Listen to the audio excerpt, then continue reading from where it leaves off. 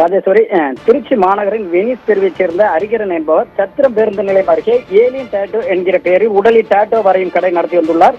கடந்த 2 ஆண்டுகளாக அவர் அப்பகுதியில் அந்த கடையை நடத்தி வருகிறார். உடலில் வித்தியாசமாக டாட்டோ வரைவது உள்ளிட்டவற்றை செய்து வந்த அவர் ட்ரெண்டிற்காக பாம்பு, ஓணம் உள்ளிட்ட விலங்குகளுக்கு இருப்பது போல் மனிதர்களுக்கும் நாக்கை பிளவுபடுத்தும் செய்முறையை செய்வதாக கூறி அதை விளம்பரம் செய்து வந்துள்ளார்.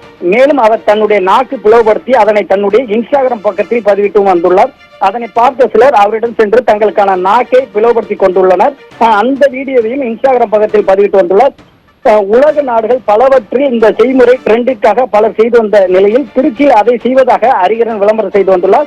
இது குறித்து தகவல் அறிந்த திருச்சி மாநகர போலீசார் அவருடைய இன்ஸ்டாகிராம் பக்கத்தை முழுமையாக ஆய்வு செய்து அது குறித்து விசாரணை செய்ததில் அவர் உரிய அனுமதியின்றி நாக்கை பிளவுபடுத்தும் செய்முறை செய்தது தெரிய வந்தது.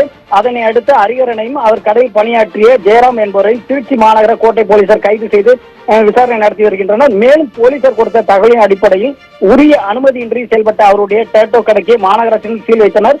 கைது செய்யப்பட்ட ஹரிகரனிடம் நடத்தப்பட்ட விசாரணையில் அவர் இதற்கு முன்பாக மும்பையில் ஒரு டாட்டோ வரையும் இடத்தில் பணியாற்றியதாகவும் அங்கு இந்த செயல்முறை கற்றுக்கொண்டுள்ளதாகவும் தெரிவித்துள்ளார். தொடர்ந்து அவரிடம் விசாரணையானது நடைபெற்று வருகிறது. ராஜேஸ்வரி.